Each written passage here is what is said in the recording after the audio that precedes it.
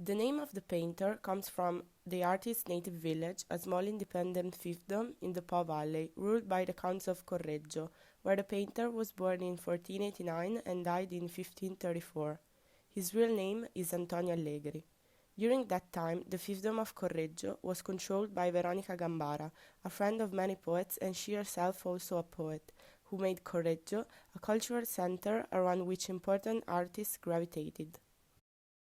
About his private life, it is known that he was married to Girolama Merlini, with whom he had 4 children, 3 girls and a boy, Pomponio.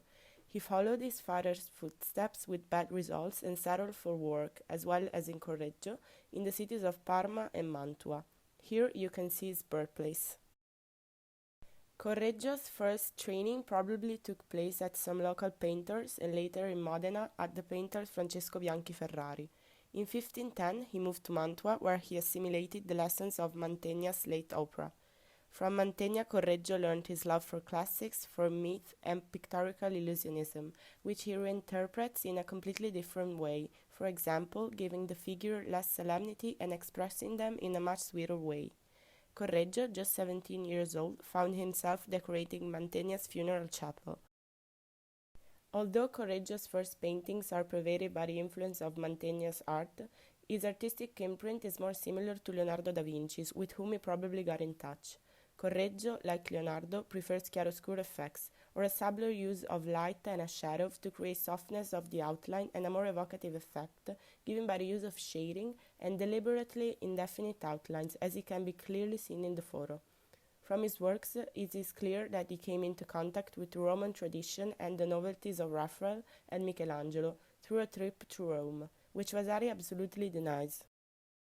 Correggio knew how to mix the different sources from which he drew inspiration to produce his own original and innovative style that allowed him to be considered one of the greatest Italian painters of the 16th century. Although he always remained in the local area between Correggio, Parma, and Mantua, far from the great capitals of Renaissance art, Rome, Florence, and Venice, Correggio managed to reach great fame and recognition. Among the major decorative works of Correggio stand out the decoration of the abbess chamber, top left, in San Paolo Monastery in Parma, from which emerges the contact with the modern Roman mannerism and the development of a language in harmony with Leonardo, Raphael, and Michelangelo's.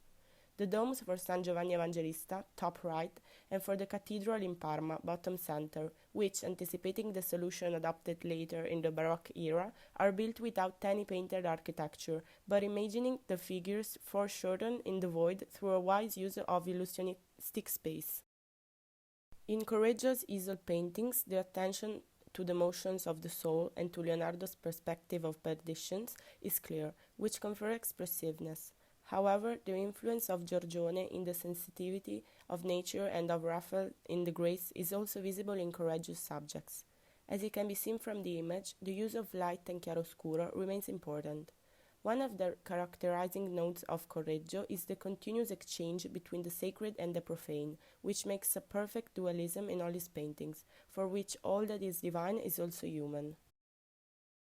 Correggio died suddenly on the 5th of March 1535, at the age of only 45.